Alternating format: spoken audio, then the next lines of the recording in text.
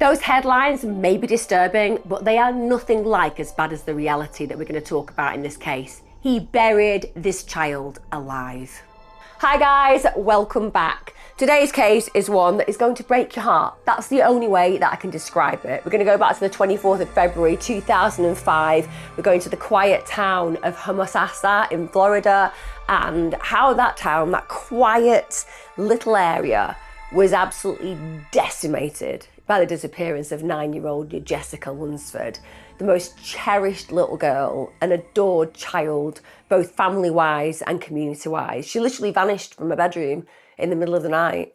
And it was a really strange scenario that looked like it unfolded because there was no sign of a struggle. There was no witnesses, there were no clear leads. So you can imagine that the police are genuinely starting from zero.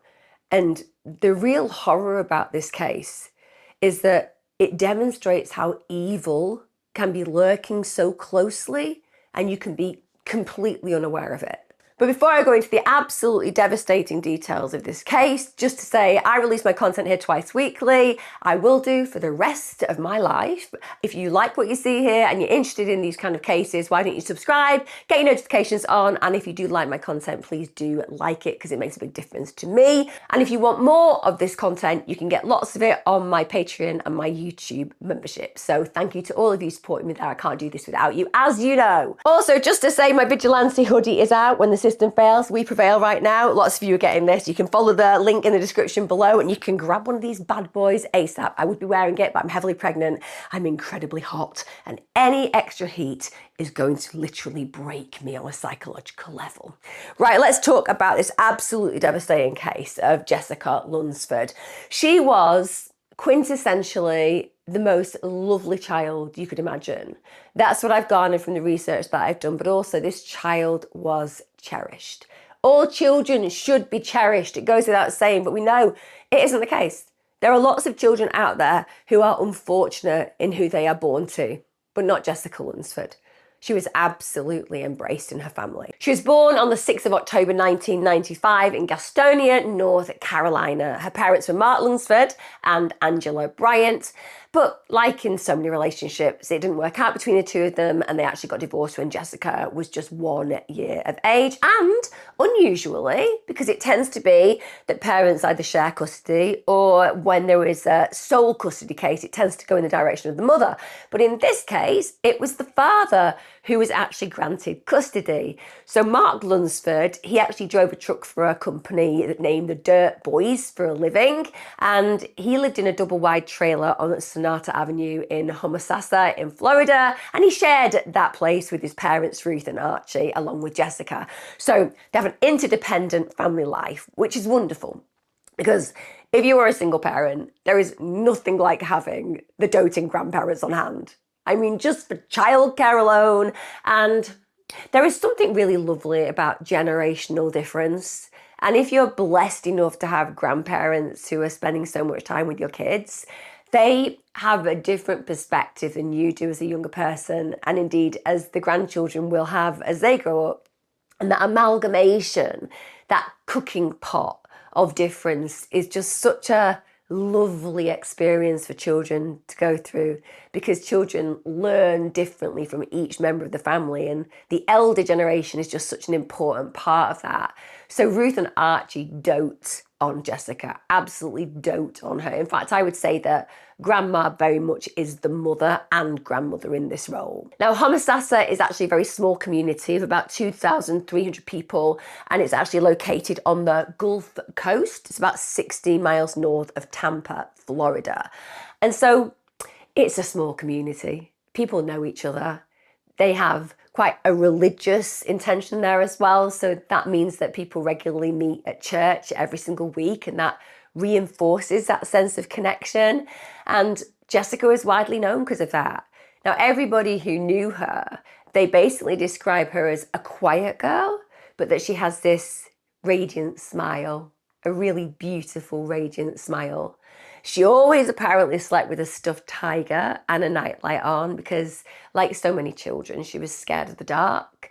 And she was apparently extremely particular about her bedroom. Like, she didn't want people entering without her permission, so she was quite territorial. She knew her boundaries. She actually made a sign for her bedroom door with her grandma, and it read, "Please knock before entering." And absolutely, she was 100% right. Doesn't matter how old you are, one should be afforded privacy. She'd actually written it in purple, and purple was apparently her favourite colour.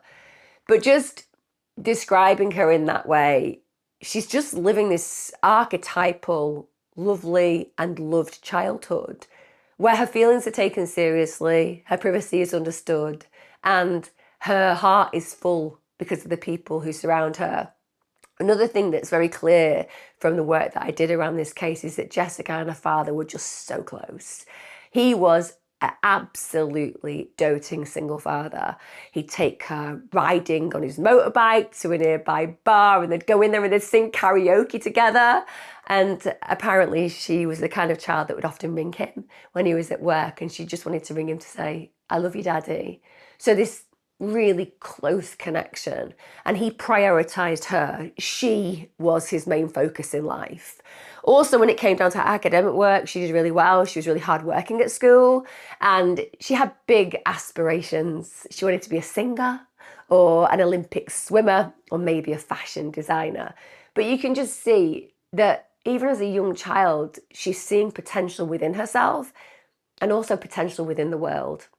Another thing that she was involved in was a church youth group. It was called King's Kids, and she actually attended a meeting the other night before she disappeared. So everything is just buoyant and beautiful in this little girl's life, and that's exactly how it was meant to carry on. Her pastor, William Lavelle, actually described Jessica as an outgoing and friendly girl, but she was also kind of shy in some respects, and I think a lot of us can relate to that. We kind of have this way of being when we're with other people, and we can come across quite confident, but really internally we're a little bit shy, a little bit scared. And I think particularly for children, as they develop their personalities, that experience is incredibly common. Now we get to the 24th of February 2005. It's a Friday at this point. Mark Lunsford's alarm goes off for work at 5 a.m. He has to get up early. So he can hear, at that point, the alarm going off in Jessica's bedroom. So it turns out that she would also get up about that time to get ready for school. Now, Mark, he'd not been in all night. He'd gotten back late. He'd been on a date the previous night. So before he'd gone out, he had said goodbye to his daughter. She'd said goodbye to him. And a grandmother, Ruth Lunsford, she actually remembered Jessica saying, "In case you're not here when I'm done with my bath, I just want to give you a hug and tell you I love you."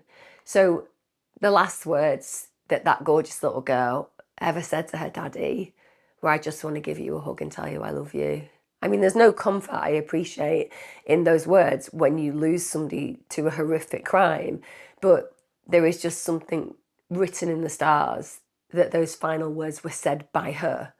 I think that if you're a loving child and your life's about to end, to leave it on this planet, those words hanging with the person who you absolutely adored, there's a blessing to that in spite of the burden of pain.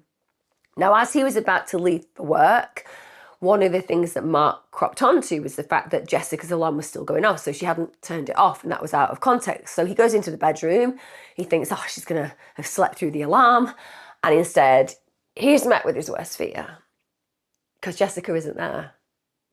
She's vanished. And one of the things he automatically notices is it's not just her that's missing, it's one of her favourite stuffed animals. It was actually a purple dolphin that Mark had won for her at a fair, and she cherished it, went everywhere with her. Now, Mark obviously tries to keep calm in that moment in time, and he starts to look around the house. And as he goes around the entire house, the dread rises and rises and rises because he realises his daughter is nowhere to be seen. Now, they call the police. Of course they do, because this makes no sense whatsoever. At the end of the day, Jessica is really happy at home. But initially, the police do that classic error of believing that she's run away. Now, there is absolutely no reason whatsoever for her to run away from home. Also, she's scared of the dark. So let's just contextualize this psychologically. A child who wants a nightlight on because she's afraid of the dark is not going to get herself out of the house in the dark hours and run away. It makes no sense.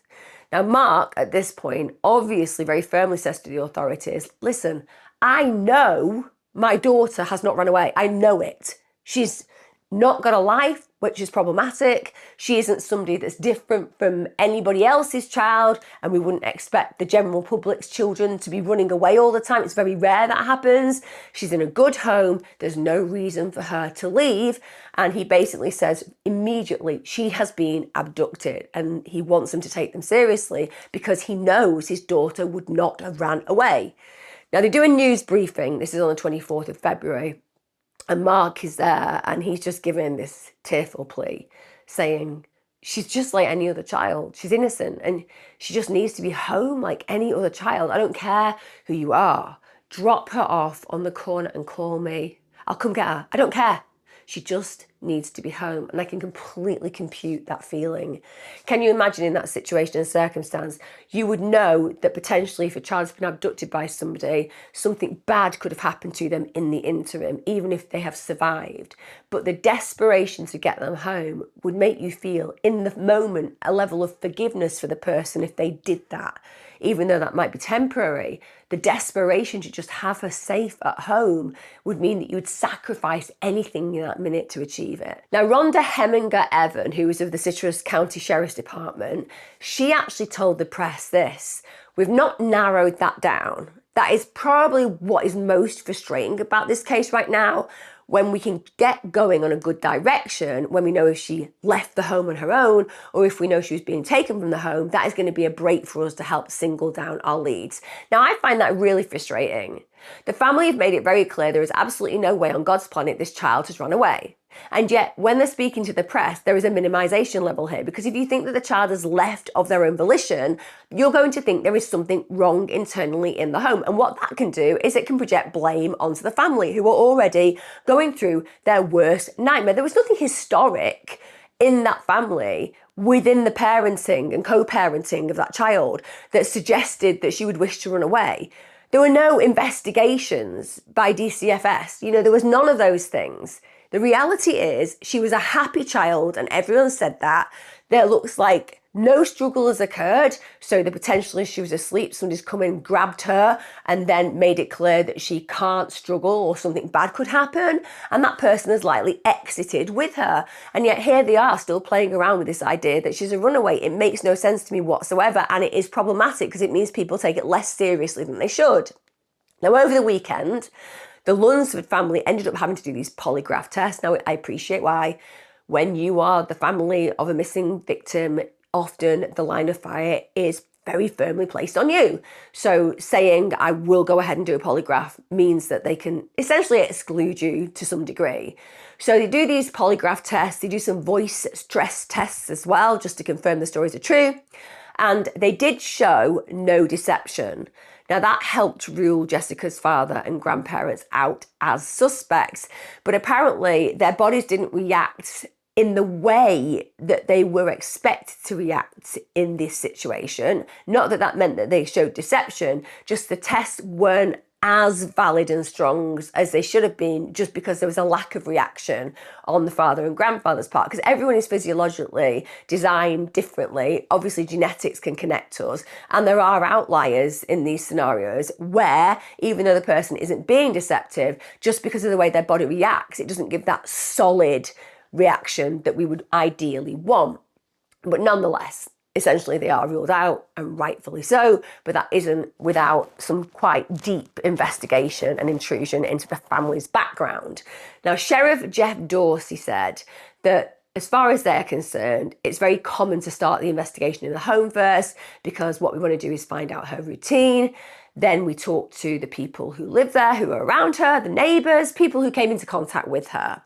The family are obsessed at this point with getting her face out there. So they are distributing missing posters just to try to get people to think if they've seen a child or seen a child with somebody that are resonant of Jessica.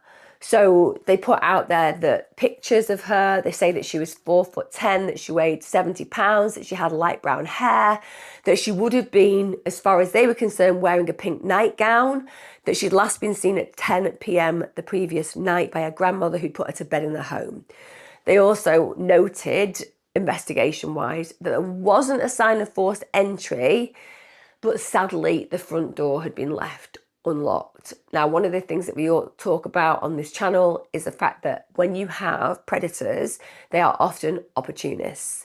And that means if your door is unlocked and another person's door is locked, then you are going to be the prey. Often, even when we grow up in places which we feel so safe in, where our neighbours can just walk in off the street and where we genuinely feel our community is protective, you do not know who lurk in the shadows. And the truth is that monsters are there. And it's just one of those mistakes that is completely understandable. But gosh, how I wish they'd locked that door that night. Now, Mark Hampton and his wife, Katia, these are involved in the local community. They actually go ahead and they post a $25,000 reward for information that could lead to Jessica's whereabouts. Mark Hampton is actually a pitcher for the Atlanta Braves, which is a baseball team. But as I said, they're also residents of Homosassa. And again, doesn't that just indicate the kind of community kinship and how at times when the world is falling apart for people, some individuals have the grace to try to pull it back together, at least in part.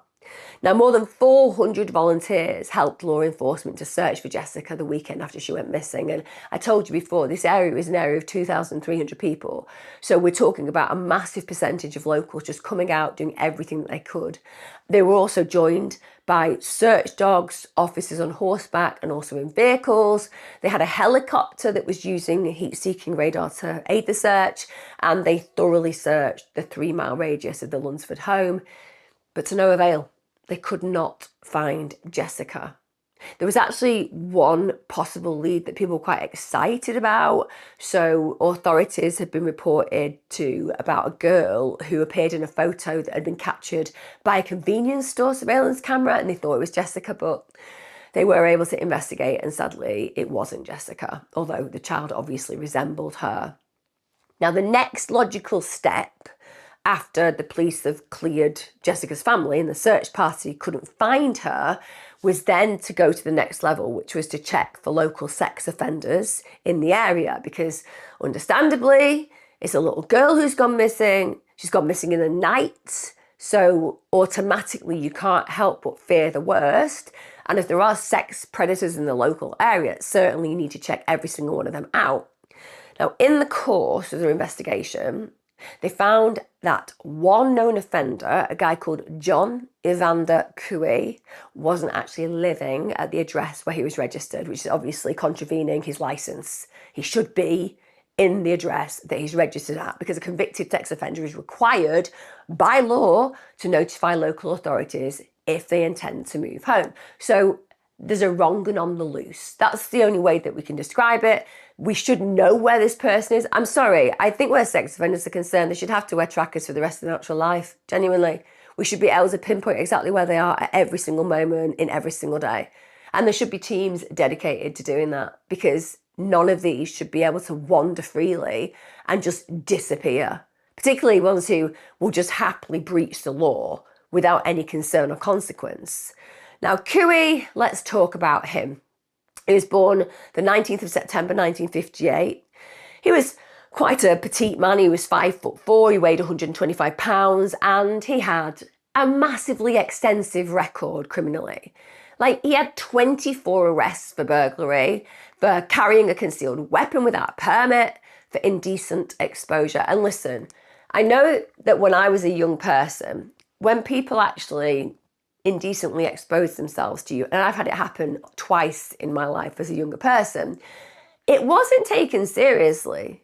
Genuinely, the police were very much like, oh, he's just a little bit on the eccentric side, as opposed to he's a massive sexual predator. And the idea that somebody will simply enjoy doing that non-contact but very violating crime in front of you and then will not move on to contact crimes makes no sense whatsoever. Of course, these individuals who are completely fractured in their foundations and have psyche issues that are clearly deviant, they don't just get off on you seeing their private parts. Over time, it escalates. Same as sexual voyeurism escalates. you want to actually engage with non-consenting parties. So it's really worrying that not only has he got all these breaches for his criminal behaviour and getting involved consistently in things like burglary and weapon carrying, but the idea that he's exposing himself to people, he is a whole heap of criminal on every level. Also, he was charged with driving under the influence, disorderly conduct, fraud, having insufficient funds and larceny. So this guy should be banged up, I don't know, for eternity. He shouldn't be walking the streets. Also, it turns out that his driving licence had been suspended for 99 years because he was such a repeat offender.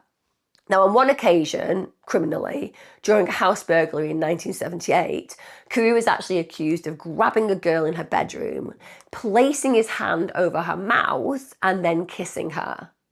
I mean, that demonstrates exactly what I'm saying, doesn't it? These men, these perverts, these predators, it's not just about you being made to witness their private parts in a situation for a fleeting moment. They build up to these much more serious attacks. Now, for that crime, and just listen to this, because when we talk about sentencing, it can seem quite harsh, but let's listen to the reality of this sentence. So for this crime, he was sentenced to 10 years in prison. So we're all like, yay, 10 years. He deserves more as far as I'm concerned, but at least 10 years of him being off the street. But he was paroled in 1980.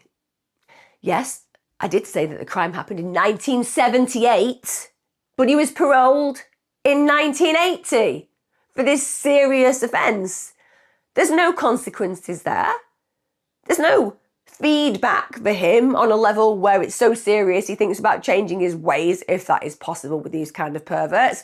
But the reality is he got no time at all in prison when you actually look at those dates, like months we'd be talking about. And then in 1991, he hasn't changed his ways at all. Couey's arrested in Kissimmee on a charge of fondling a 5-year-old child. A 5-year-old child. Now, can we please take this monster off the streets, put him in a cell, lock him away, forget about him until he takes his last breath? That's how our actions should be with repeat offenders like this, who obviously have a very dangerous predilection towards children sexually. But of course, that doesn't happen because I wouldn't be telling this story today. And isn't that disgusting and disgraceful that I'm telling this story today because of the lenience that he was afforded? Because even though he did this really serious thing, because there were these very lenient laws at the time, he gets released early from his sentence, so he serves very little time, and by this point as well, he's also developed a habitual crack habit, which means that he's even more dangerous because, of course, we all know that inhibitions drop when people are using crack, and also violence increases. So this man has not healed in any way, shape or form during being involved in the system, being incarcerated, and he's actually walking the streets a more dangerous predator than ever before. Now, the police learn that Couey had moved in with his half-sister, a girl called Dorothy Marie Dixon. She was 47 at the time. Dixon's boyfriend was also living there, Matthew Ollie Dietrich. She was 31.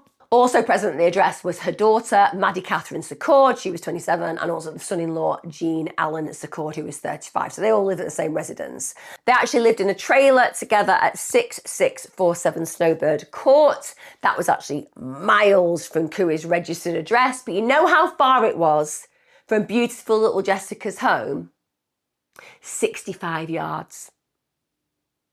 65 yards. This monster, this pervert, this child molester, this dangerous man with very low impulse control is 65 yards from this beautiful little girl's sanctuary. And no one knows he's there. When the police arrive at the trailer, they find Dixon, they find Dixon's boyfriend, her daughter, but you know who there isn't there? Couey. Investigators obviously ask the question where he is, and they say, oh, they don't know. They actually denied, lied that he'd even been living with them. Now, Sheriff Jeff Dorsey later described the family, and, you know, this might not seem very professional, but is absolutely correct. He described them as a bunch of cracked out individuals, just a bunch of druggies. Now, the problem with that is that's giving them some kind of mitigation for who they are and what they're doing. Oh, they're just a bunch of cracked out individuals. No, actually, They're individuals who, as far as I'm concerned, are co-conspirators in a crime because they've allowed this sexual predator to be in that home and they've lied about it. And now we're dealing with a missing child. This in itself, to me, is a repugnant crime. And it's manipulative to lie about something. So you might be cracked out on your drugs, but you certainly know how to string a sentence together of deception. Now, the police end up doing a quick sweep of the trailer. They're looking for either Couey or Jessica. But you know what they didn't do? They didn't actually check the rooms properly. And this is devastating because they didn't check the closet in the room that Couey had been staying in. Just can't even begin to understand why such an unbelievable mistake would be made. Like, if you're doing a sweep of somebody's home, if there's a missing child, you're going through every nook and cranny, right? Surely. It can't just be me who feels that way. The truth is, there's a missing child. You're going into the offender's bedroom, you're doing a sweep of it, you don't open a closet? A child-sized closet, for example? What's running through the minds of those apparent professional officers by ignoring that? And for me, this is the biggest misstep in this operation. The police do end up returning to the Dixon trailer on the 14th of March 2005, but that is 19 days after Jessica was first reported missing. And we know the way the stats go. Within hours, you have a chance of returning a child safely. Within 24 hours, the chance of them being returned safely drops dramatically. And from there onwards, you're almost always going to be bringing home a body. We're at 19 days after Jessica went missing. Bear in mind, they haven't found Couey by this point. They're trying to locate him, but they don't know where he is. So they think to themselves, let's search the trailer again. This time they bothered to check the closets. But at this point, 19 days has passed and nothing's in there. But you know what is in that bedroom? The blood-stained mattress of Couey's. So that was there the day they did the first search, really early on. How did they not check a closet? How did they not notice a blood-stained mattress? Had they just put it down to them all being drug-addled losers who weren't really involved in this? Just a waste of police time? That they didn't even bother to do their due diligence? Now, of course, when they see this, there becomes a massive concern and the search for him becomes more desperate. Dixon and co, they carry on saying they hadn't seen Couey. Also, they couldn't explain the mattress. Of course they couldn't.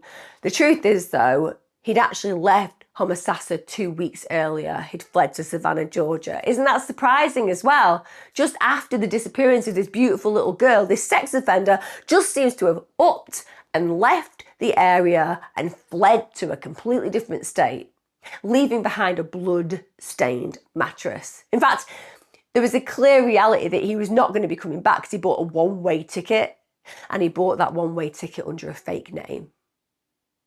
The police were there weeks earlier. They could have searched a closet. They could have found the blood-stained mattress. But now, 19 days later, this man has had all of that time to flee. This becomes a national furore, understandably, because they need to get this guy. Because let's be clear, if he's potentially harmed one child, well, he could go and harm many more. He's obviously somebody who appreciates his guilt, because why would you have fled otherwise? None of this is bringing Jessica back, but it's certainly alarming the police and the authorities that this child molesting possible murderer is on the run. Now, when Couey arrived in Savannah, he ends up checking into a homeless shelter. At this point, he ends up pretty quickly being questioned by police in regard to a possible marijuana possession violation. They, however, at this point are unaware of his status with Florida police, and so they don't hold him and they just let him go, which again just feels indicative of so many failures in this case. Now, after he's gone through this close call, obviously now he's been seen by police. The police know where he is, and Couey doesn't want to get arrested. So he thinks to himself, you know what, it's time to move on. Again, so he goes 100 miles away to Augusta, Georgia. At this point, he checks in to a Salvation Army shelter. Now, bear in mind, by this point, Jessica's disappearance has become super national news. You know, it's on all channels. And of course, Couey, because of his actions and because of what they found at the trailer, has become the #1 suspect. So his face is often on TV alongside pleas with the public to just get in touch if they see or recognise him. Now, a woman who works at the Salvation Army shelter, she sees him and she thinks, yeah, this guy looks so familiar to the guy that is on screen here. So she calls the police, she tells them there's a man who'd recently arrived at the shelter who looks extremely like John Couey. Now, obviously, he's not aware that that information has been passed on. So the police, fortunately, do manage to pick him up. And at this point, they hold him for failing to register as a sex offender in Georgia, because obviously he has to let people know they're moving, and he has to say that he's a sex offender so that the local authorities are aware of it. Now, Augusta police end up contacting the Citrus County, Florida Sheriff's Office, and they let them at this point know that Couey was in custody. Now, on the 17th of March 2005, two detectives, Detectives Scott Grace and Gary Atkinson, they actually arrived to interview Couey. At 2:30 p.m, the interview proceeds. And the transcripts of that interview, they show that Detective Grace was kind of the person really pressing Couey hard for the information that would lead to Jessica's recovery. But then you have Detective Atkinson, on the other hand, playing that stereotypical good cop. You know how they do in interrogations, like one's the friend, one's the foe, one's the ally, one's the individual who's being quite authoritarian.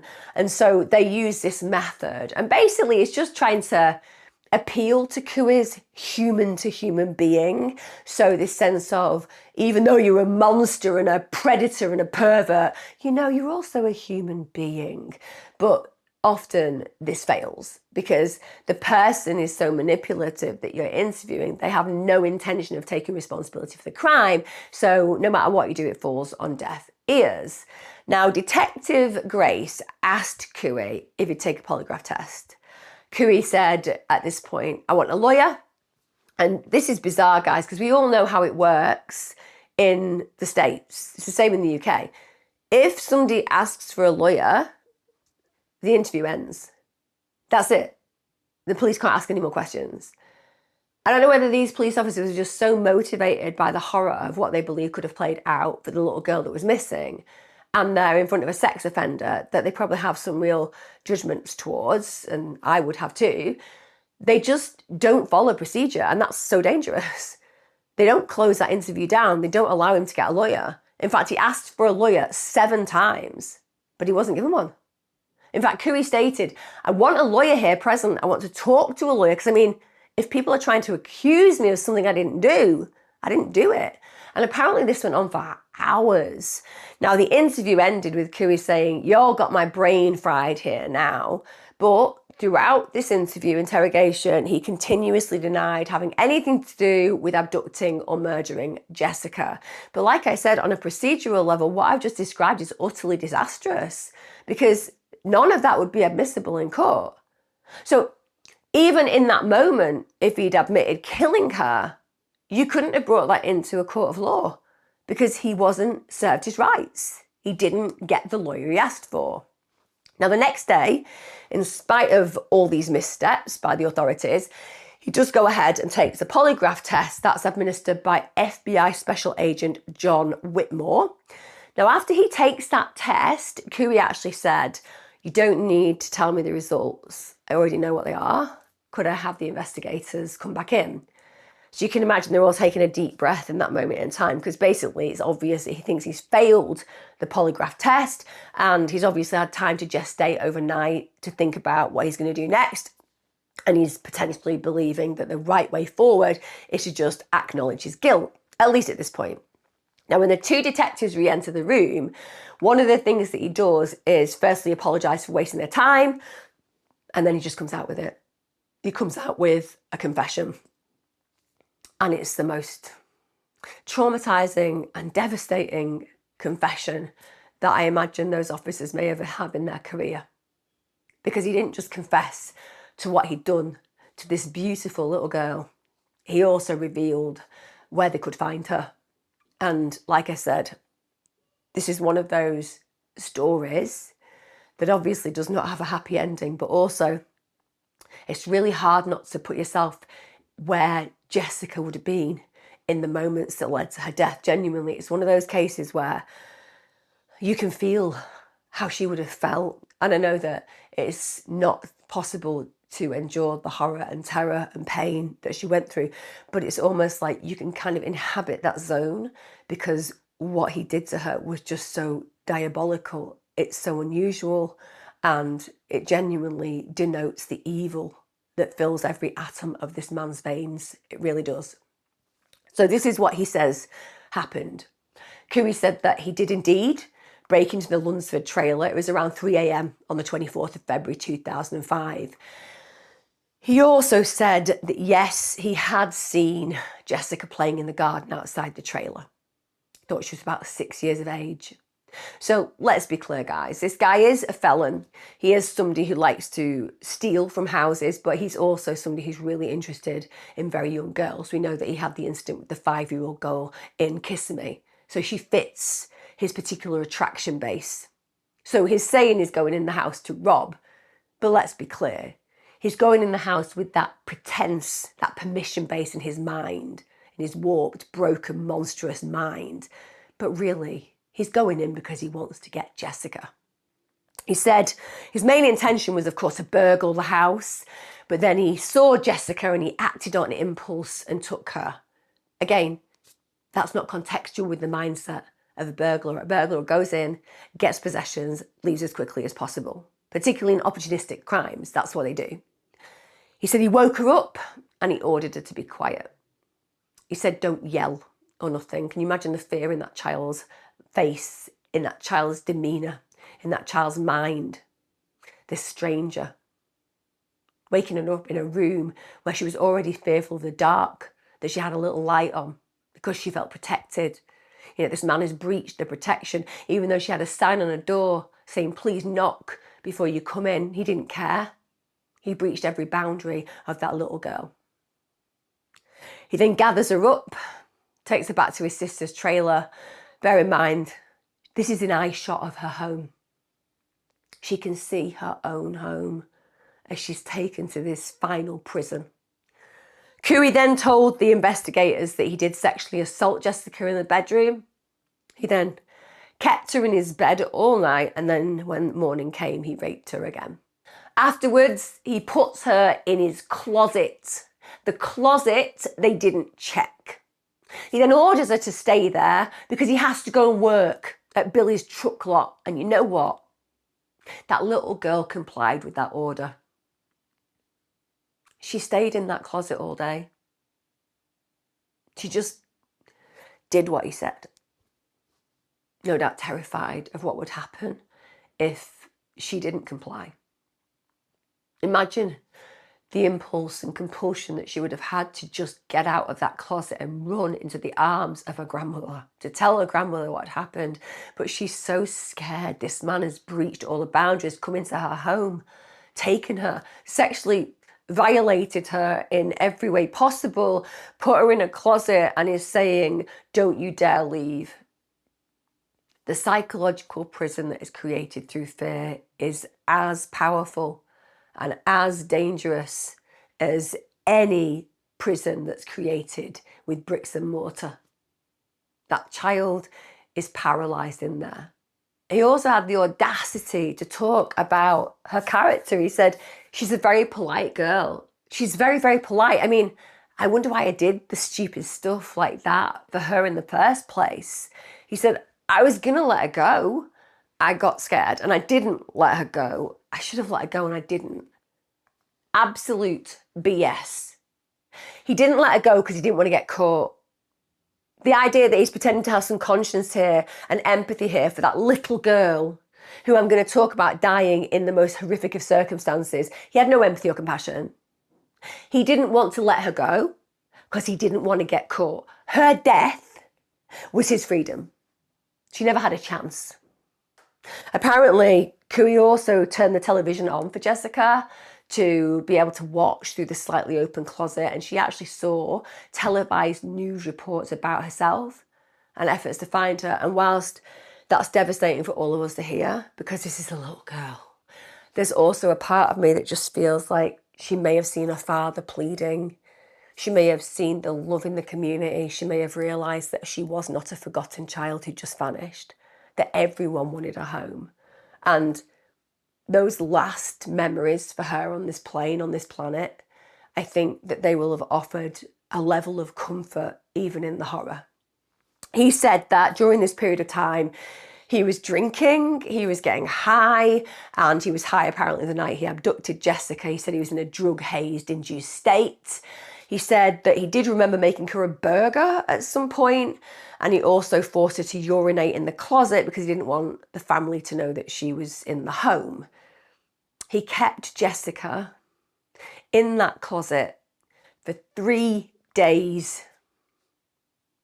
In those 3 days, those ineffectual, unprofessional, useless police came to the trailer looking for him. Looking for him. But they never checked the closet, and if they had opened the closet door, they would have found Jessica. Can you imagine if Jessica knew the police were there? So compliant, so afraid, so fearful that she believed that she couldn't speak out, and all they needed to do was to open the closet door. It haunts me. It really haunts me.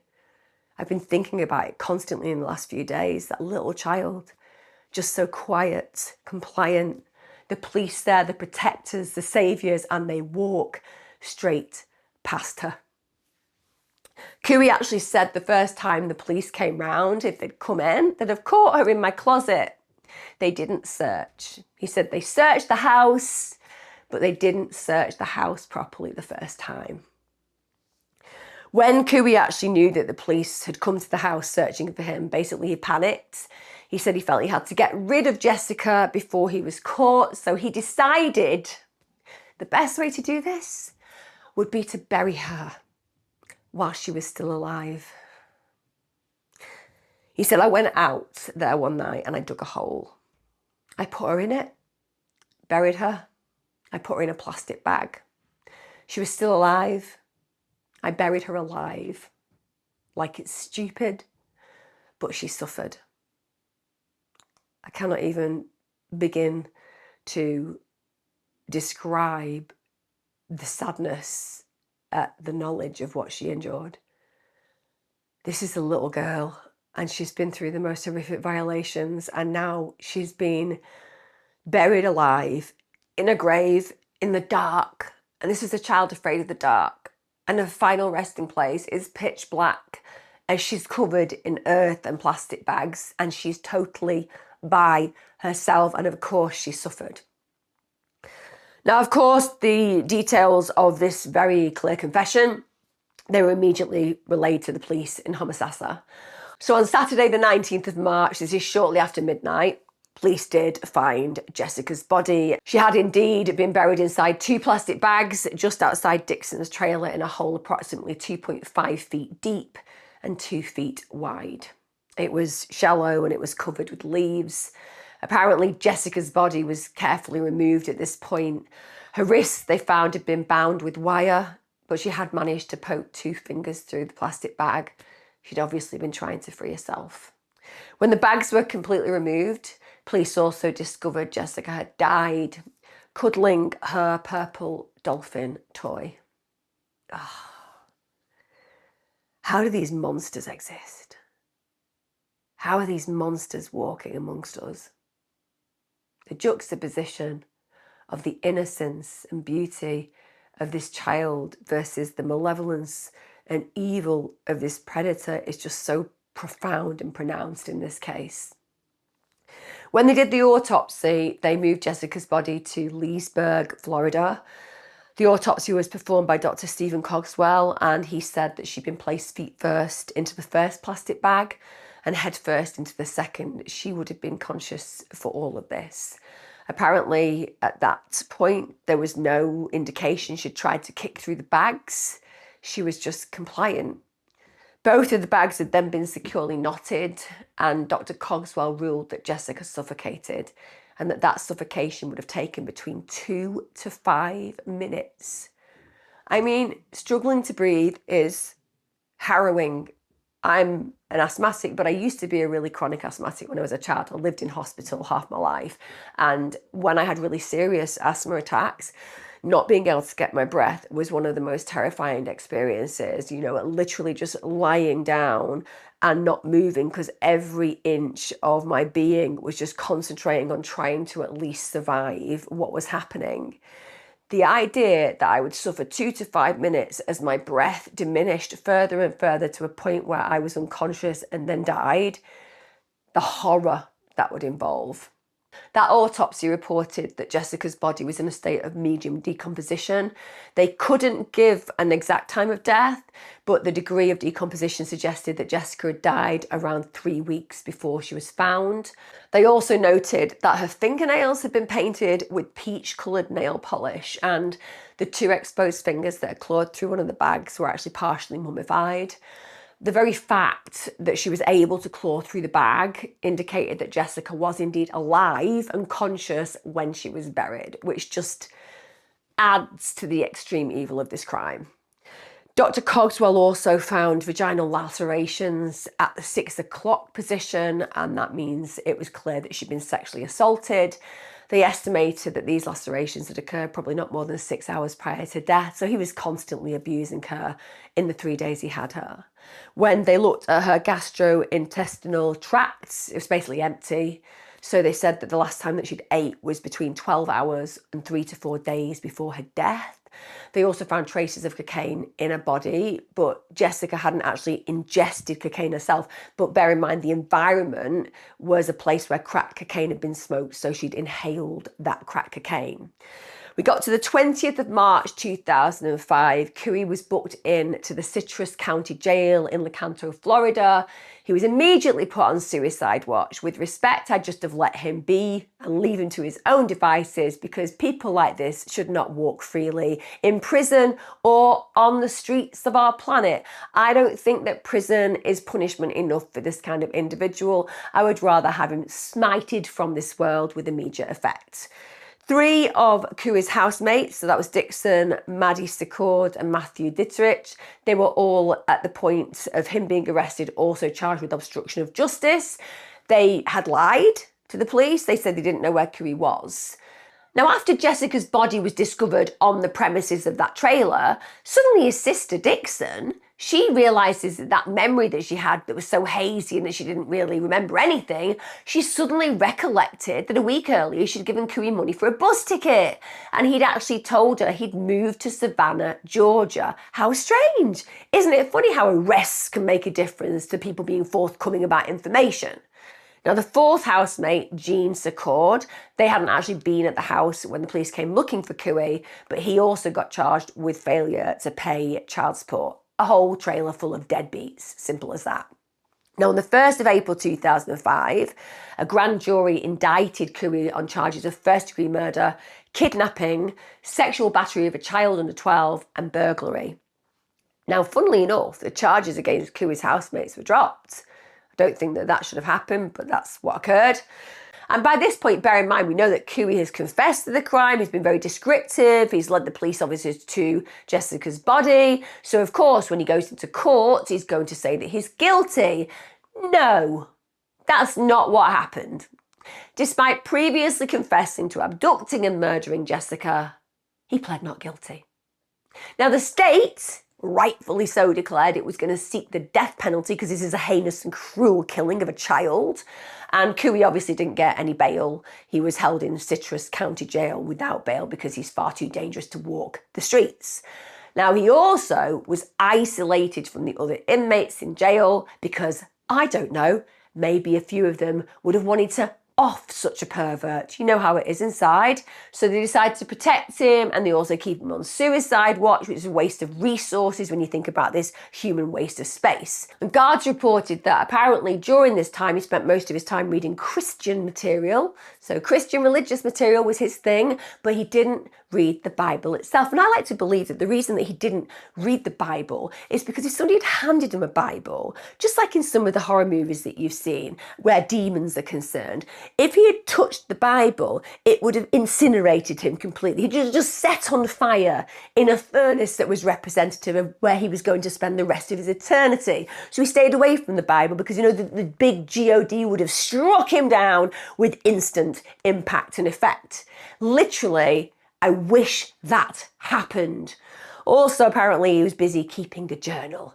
We all know the kind of things that these not-rights keep in their journals as well, don't we? Now, on the 5th of March 2006, at this point, apparently 2 police officers are just kind of like making small talk, shall we say, chatting away their work day, and it's in the vicinity of Couey's cell. Now, the TV's on at the time, and with respect to the officers, neither of the officers thought Couey could hear them. And as they're talking, Kenneth Slanker, who was the guard who was charged with watching Couey, asked the other guard, Sherry Johnson, about her family, and also just questioned her on why she wouldn't let her children go to a nursery, which is a common question, isn't it? Some of us, like me, want to homeschool our children. Some of us prefer a more kind of corporate way of dealing with our kids, which is getting them socialised with lots of other kids in nurseries and sending them onward to school. And I think it's a really common question and a normal question when somebody kind of doesn't do the archetypal system way to say, why? What are your motivations for not sending your kids to a nursery? And she literally says, I am afraid of what might happen there. And she literally pointed towards Couey's cell. Now, Couey, the arrogant POS, later literally calls that officer over to his cell and said, that conversation hurt my feelings. In fact, he said, I don't appreciate people talking about me like that. I didn't mean to do what I did.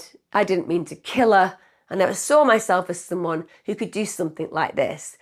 Oh, you know what? I've hurt your feelings, Couey. Yes, I know that you've hurt my feelings. Well, what am I holding? Well, you seem to be holding a large brick. Yes, because there are more ways to hurt you than just to hurt your feelings, you absolute not right excuse for a human. I know they can't do that. I appreciate they can't do that. You can't just take a brick into a cell to abuse an inmate if you're an officer of the law. But in that moment, it just absolutely examples a lack of responsibility, a lack of accountability, a lack of compassion, and a lack of remorse. Because he's concerned about his feelings, and he reckons it's saying, I didn't mean to kill her. You buried her alive. You buried her alive. Of course you meant to kill her. What kind of minimization is going on in that monster's mind?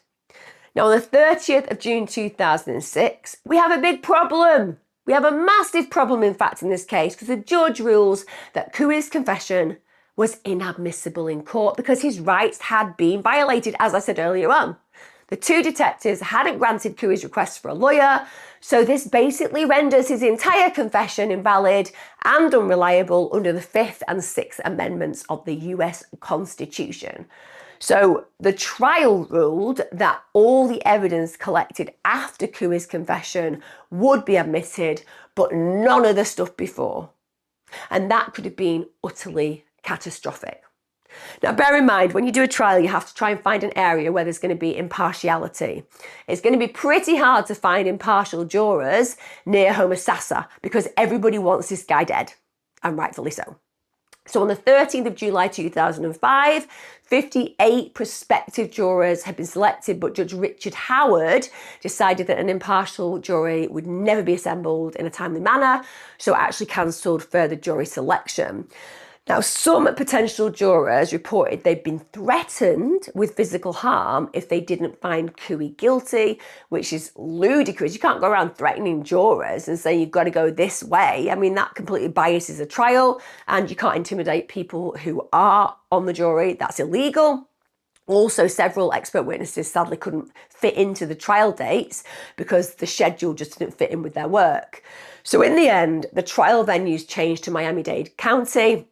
and it was scheduled for the 12th of February 2007.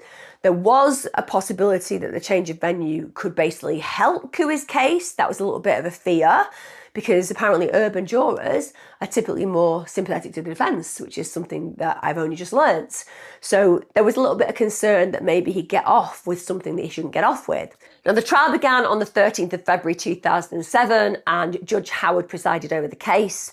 The prosecution was led by Assistant State Attorney Richard Ridgway and Brad King, and the defence was led by Public Defender Dan Lewin.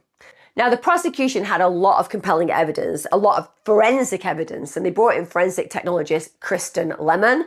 They testified for the prosecution, and of course, they brought in that bloodstained mattress that had been found in Couey's room into the courtroom, literally showed the jury the blood stain and said, listen, this stain that you're seeing, that you're witnessing right here in court now, this is positive for Jessica's DNA. Also, they found Couey's DNA in semen, and that was mixed with the bloodstain. Bang to rights, dead to rights, every day. It's all I need to know as a jury. Who can just speed this along now? And when do we get to say put him to death? You know, that's where I would be in that moment. So that's very compelling evidence. Now, in the closet where Couey had kept Jessica, and the investigators had missed finding her, they actually found a pizza box with her fingerprints in it, and her fingerprints were also found on a glass table in Couey's bedroom, so it was clear she'd been there. Also, the officers who found poor Jessica's body, so that was Citrus County Detective Daniel Holder, he was able to identify several pieces of evidence related to the discovery and excavation of Jessica's body.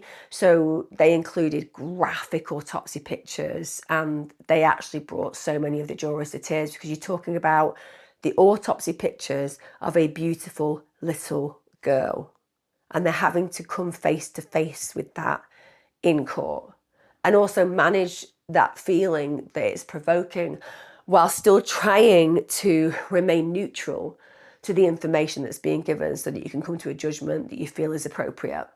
Now, Citrus County Detective, a guy called Brian Spittle, he described the process of removing layers of dirt from the burial site without having to disturb Jessica's body for the integrity of the investigation.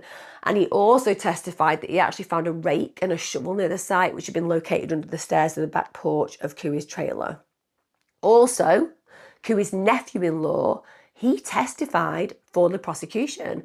Now, he had lived in the trailer with Couey and was also in jail with him in 2006 for charges which were unrelated to Jessica's disappearance. And he said that Couey told him that Jessica's death was in the past. It's just in the past. We should just forget about it. It is just in the past. It's a child you've murdered. It's in the past. What can we do about it? It's just in the past.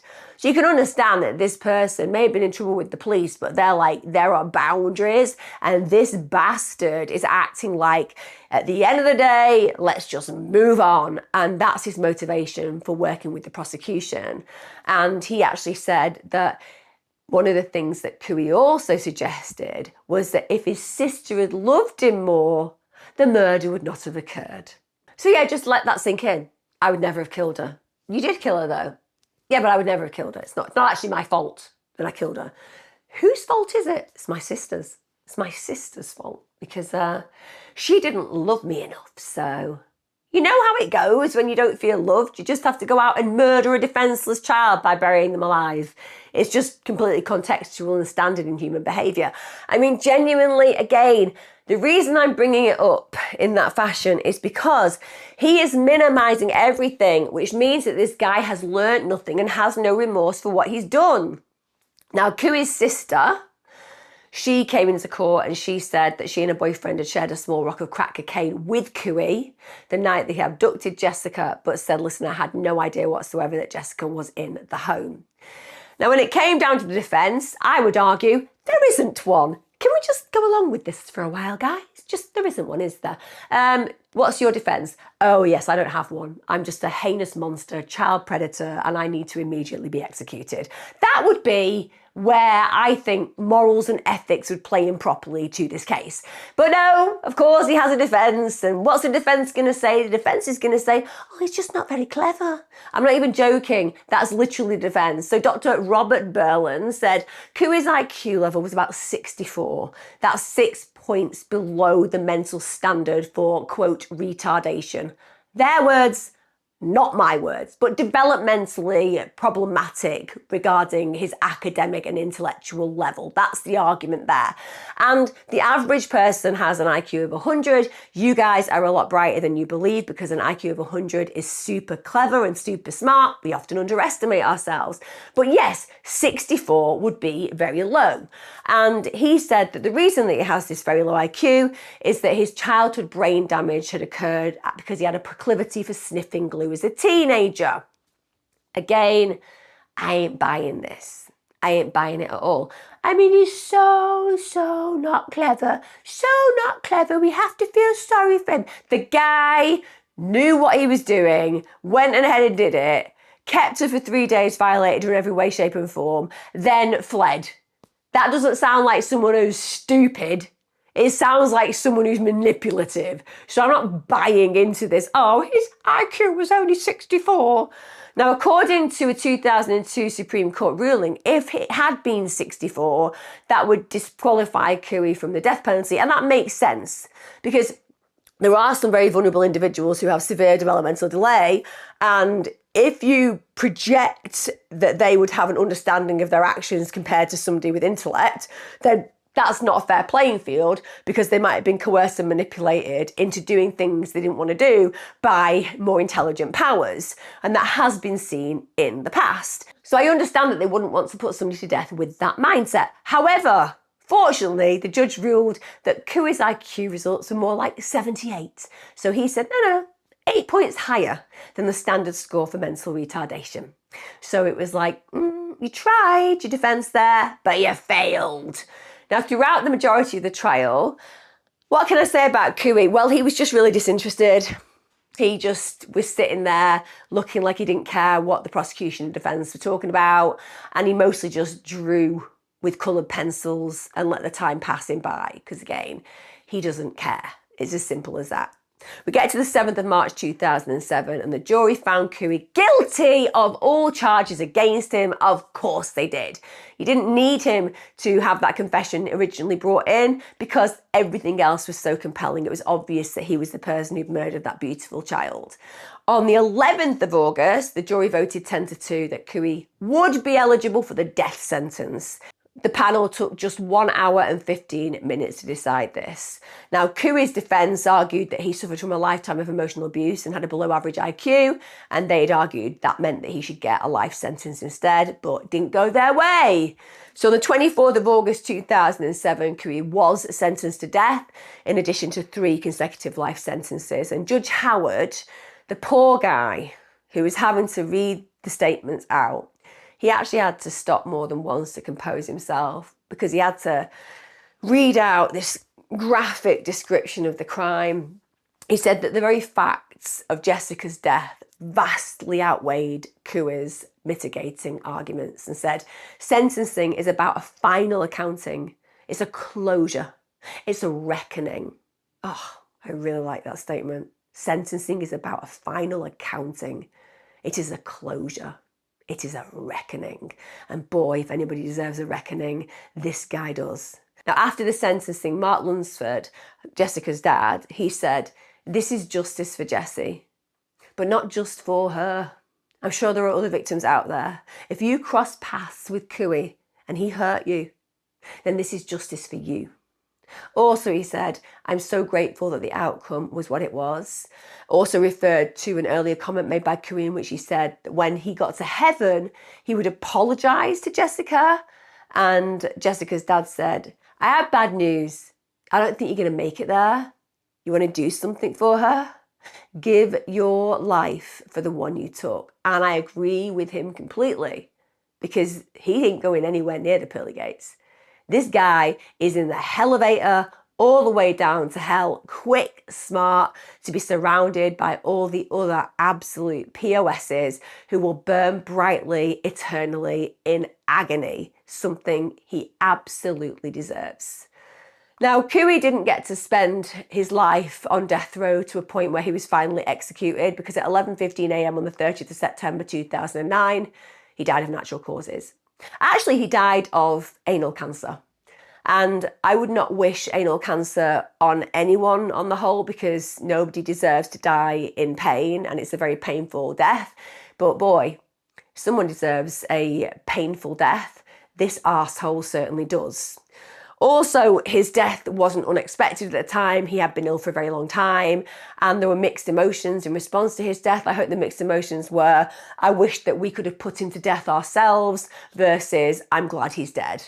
I hope that no one was conflicted that he died, because this guy 100% deserves to be where he is right now, which is hell.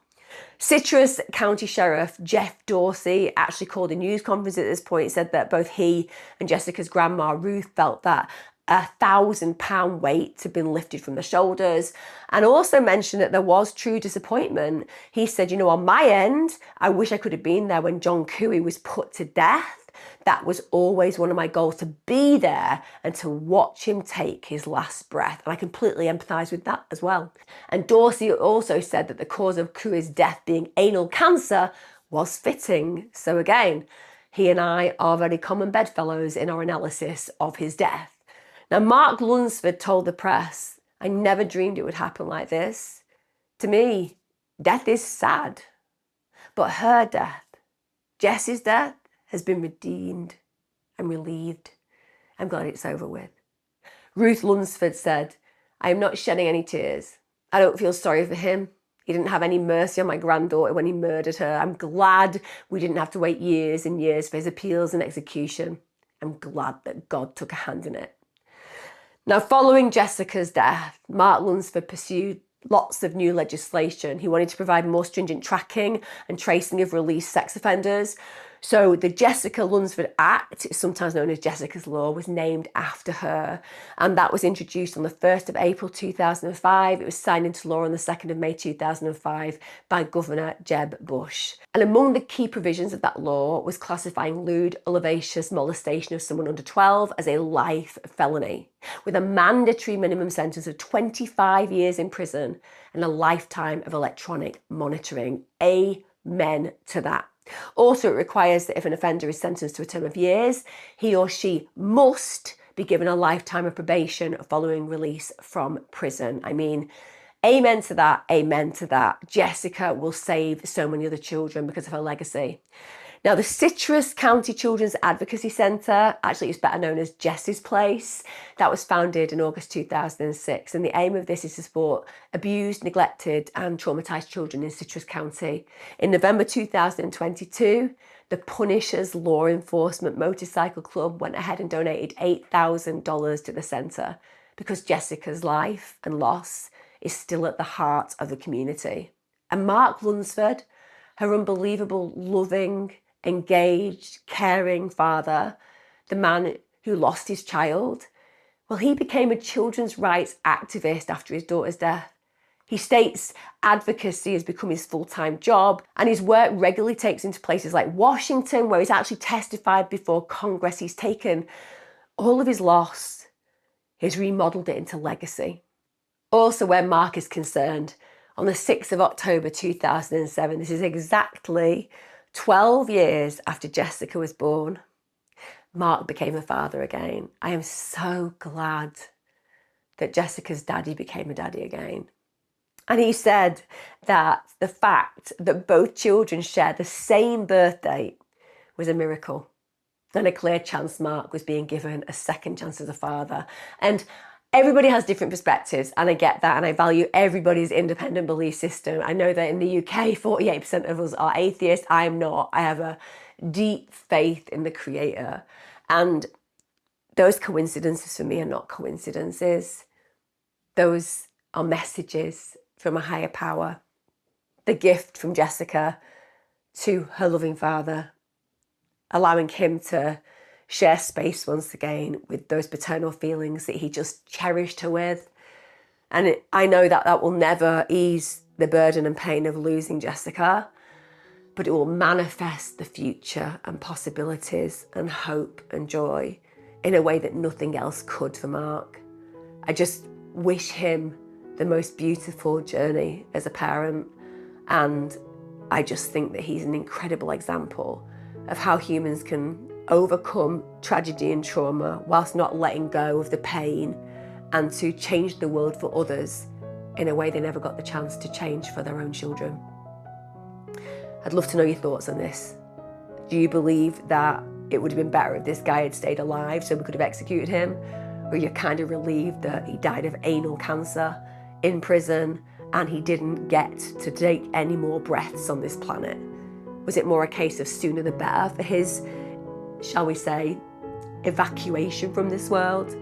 Or would you, like the officer said, have liked to have seen him put to death? For me, I just think the big God knows what he's doing. I can't believe this story has been about a child being violated and then buried alive. I've never covered one where that happened. And like I said, what is really residual for me after this video is just the fact that they could have found her. That beautiful little girl was just in the closet waiting to be protected, waiting to be taken home. And they missed the opportunity. It's unforgivable as far as I'm concerned, guys. As ever, let me know your thoughts. I'll see you again. You guys take care. Hug your children a little bit closer this evening. I'll see you again next time. Be safe.